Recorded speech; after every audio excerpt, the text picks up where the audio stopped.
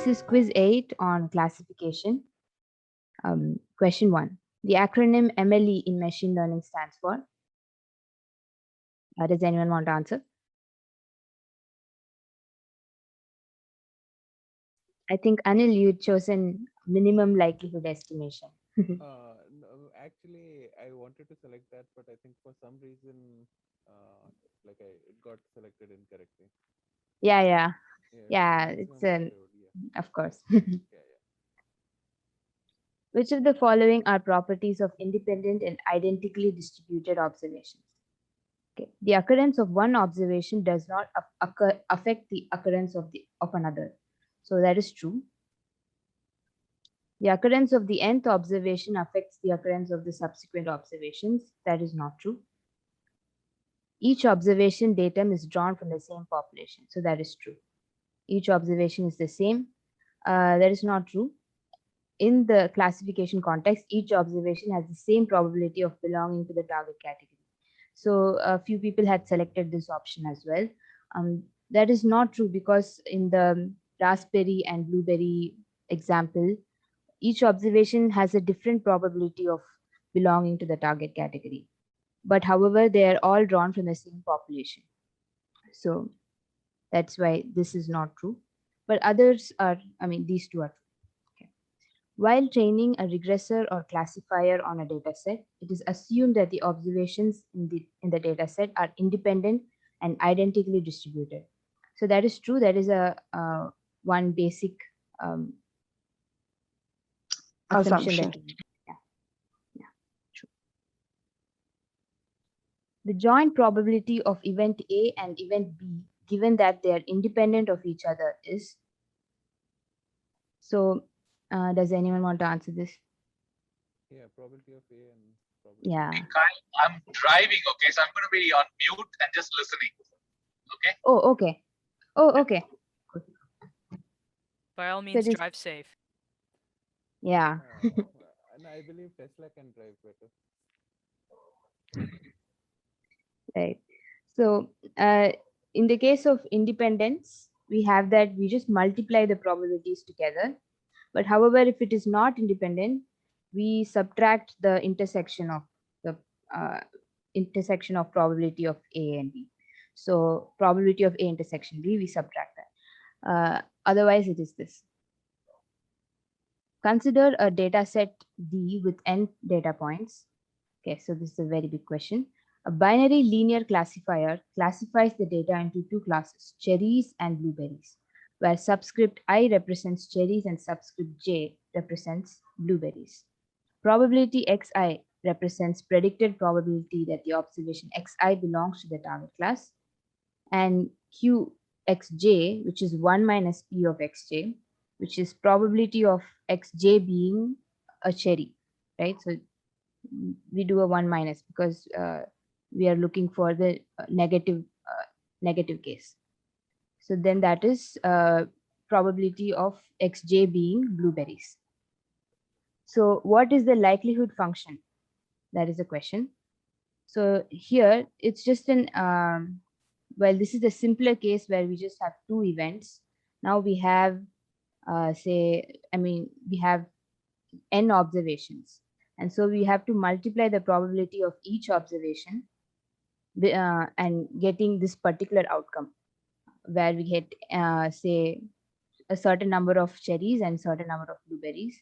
That is why the likelihood function is given by this equation. The range of the likelihood function is, so in this case again, we know that if we multiply numbers between 0 and 1, because probability ranges from 0 and 1, we multiply them, say, n number of times, it can never go beyond 1. So, and it can never go below 0 either. So we have just 0 to 1. Given the range of the likelihood function, which of the following plots correctly represents the log likelihood function? So even in this case, okay, so log likelihood function. So if likelihood function ranges from 0 to 1, log of 0 is negative infinity and log of 1 is 0. So we get a curve like this. So the relationship between likelihood and log likelihood is this. So let me select option A. The same question, but the negative log likelihood. So it's just upside down. So it's negative log likelihood. It goes from infinity to 0. And that is option B. Okay. So the likelihood function is transformed to the logs function as shown below. So what is transformation 1? So we transform the likelihood function to log likelihood. So why do we do that? It's because there are 3 options here. Yes, results in overflow. The computation of the likelihood function results in underflow. So these are 2 valid options. This one, yeah, if you like it, you can select this too. So this one, we see that the number ranges from 0 to 1. And when we multiply a large amount of numbers, many numbers, it becomes very close to 0. And it outputs a number too small to be represented by the computer's memory. So this is the right answer. Then why do we convert it to negative log likelihood? Because otherwise, if it's log likelihood, we'll have to maximize it. Because the optimum beta will lie at the top of the ball. But when we change it to negative log likelihood, we invert the whole function, and then we see that it's we change it from minimization to maximization. The optimal parameters of a linear That's the class. other one. We're converting the problem from Oh, maximization sorry. to minimization. Yes, sorry. Yeah, Yeah. thanks for the catch. Yeah. The optimal parameters of a linear classifier can be computed either by maximizing the likelihood function directly or minimizing the cross entropy loss function derived from it. But the latter is more numerically convenient for optimization. So that is true. That is why uh, we negate the function and we transform it to cross entropy loss function. So that is true. Okay. So categorical variables can be converted to dummy variables using techniques including. So we've got one hot encoding and label encoding. So one hot encoding is where we encode um, encode the column with just zeros and ones. And label encoding, we give it a certain label. Am I right, Kate or Harini? Do you want to add something to this? Oh, no, that is Right. correct.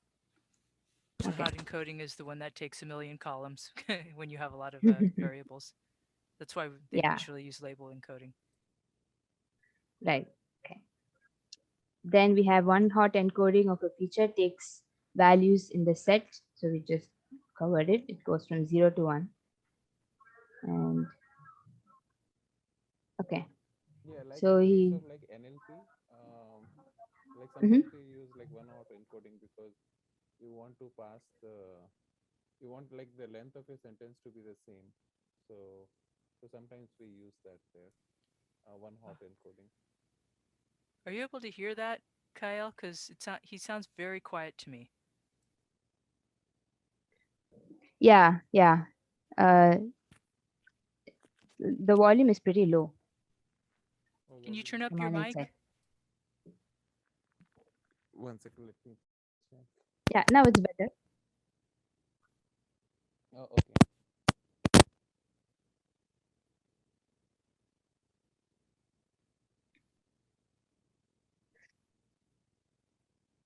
Right. So um, given a data set D with n features, the distance from the decision boundary of a linear classifier is given by this. Now, points on the decision boundary will be described where. So, does anyone want to answer this? Anil? The one where it is equal to 0. Yes, right. So, 0. Simple. And on the feature space, the distance of a point from the decision boundary of a classifier can take only positive values. That is not true. So, it can be on either sides, and depending on which side it is, it will be either positive or negative. Yeah, it is false actually. Yeah, sorry. Yeah, it's false. In data set D, the feature vector X is given by, we have a vector here, and then we have the decision boundary. Now let P, Q, and R be points on the feature space. So distance of point P from the decision boundary is, so here we have the 3 points, and we see that one point, I think it's Q, it lies exactly on the decision boundary, while one point is pretty far away towards the positive side, one is on the negative side. So if we calculate, if we just substitute x1 and x2 with x1 and x2 of each point, we'll get the distance of the point from the decision boundary. So P, it's 17. We can also see How that. you got that? Like, yeah, 70. Can you So calculation, okay. So it's 3 by 5 times 5. So that is 3 plus 4 plus 10. 17. Oh, 3 Right? times 5 and then 4 by 9 times 4 by 5 times 5. 5 times 5. Yeah, okay. And you get plus 10, that is 17. Okay. So dx, we have this equation here, right? Yeah. So we just substitute x1 and x2 over here, Okay. and then we get it. And similarly for q, if we apply minus 10, that would be minus 6. Minus 6 minus 4 minus 6 minus 4 plus 10. That is 0. And the other one is minus 4. Okay. So now how do we calculate given distance of a point from the decision boundary? So how do we calculate its probability? So we have these options, and the right one is, okay, so this is the right one. Now if we change it, okay, and this one is right. So both of them are right. So now we apply this formula here. So given these 3 points, we already know their distances from the decision boundary. So how do we calculate the probability that P belongs to the target category? So we find what is P. What is P of this particular point P? So the probability that point belongs to the target category. So we'll substitute 17 here, or we could substitute 17 here. And if we do that, we do some calculations, algebra, then we get 0.99. Q, we know that it's on the decision boundary, so it's pretty obvious that it should be 0.5. And R is on the other side, and that must make it pretty low.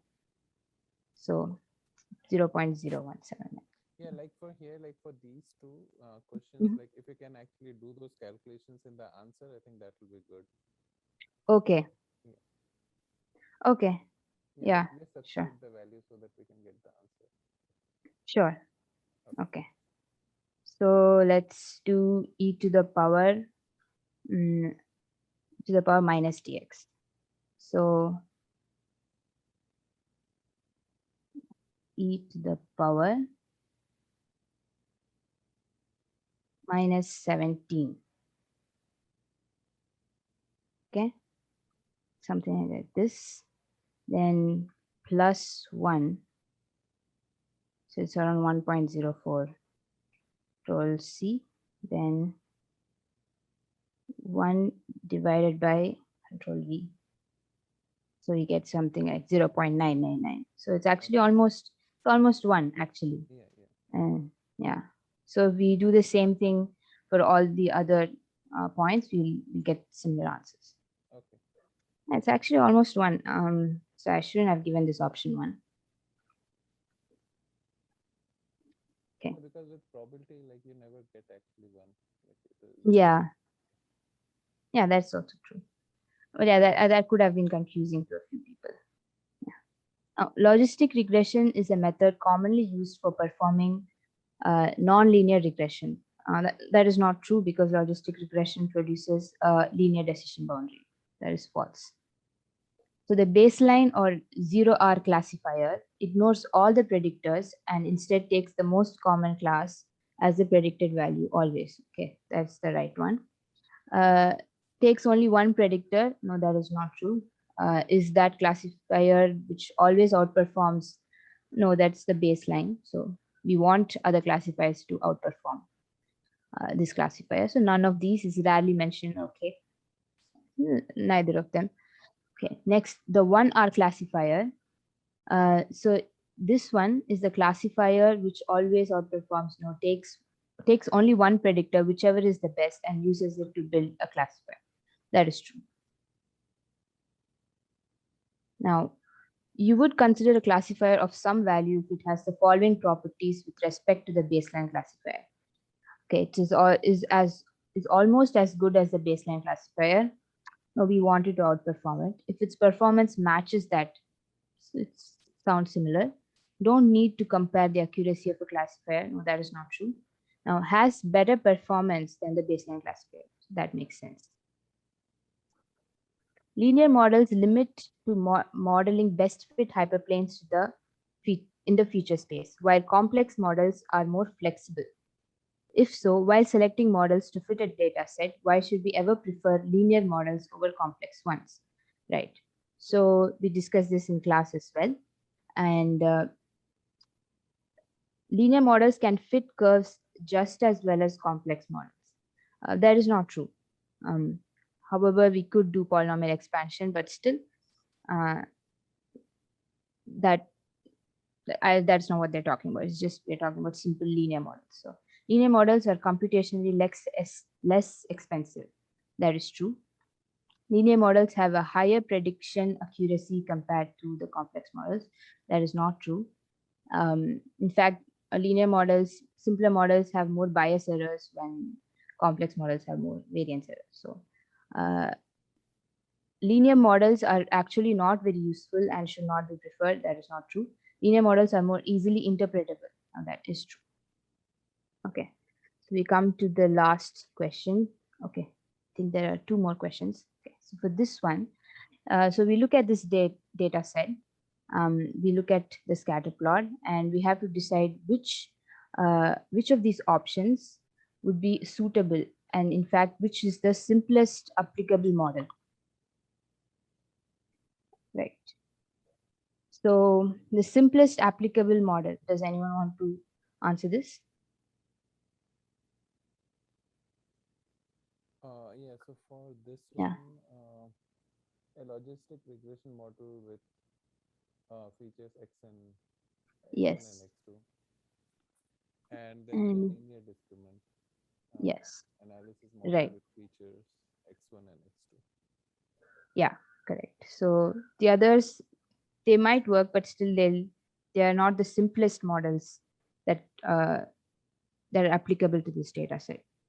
Okay. Yeah. So now, and for this data set, uh, we have options, the same options again, and so we have linear regression. So linear regression is out of the picture because it's not a classification. Yeah, yeah. So a linear discriminant analysis model with features x1 and x2. So we've seen that. Okay, so we have linear discriminant analysis model.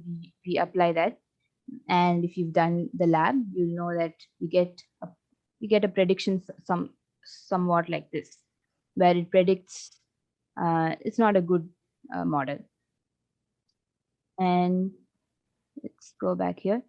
A logistic regression model with polynomial expansion of the features x1 and x2.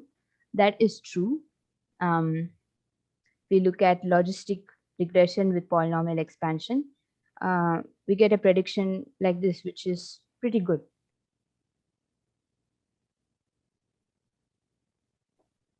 Then a quadratic discriminant analysis model with features x1 and x2.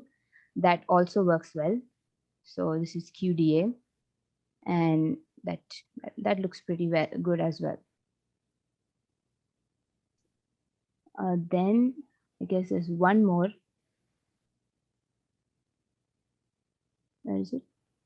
Yeah, linear discriminant analysis model with a polynomial expansion. So that too works. So if you go try that out, you will find that it works pretty well as well. I had chosen a polynomial of degree 2, but maybe if you increase it, you'll get a better prediction with yeah, which is better fitting. So that could work as well. So that's it. Let's finish attempt. I hope I didn't make any silly mistakes. Run it all and finish. Great Oh, job. yay. Yeah, done. Hi, Asif. Yes, great job.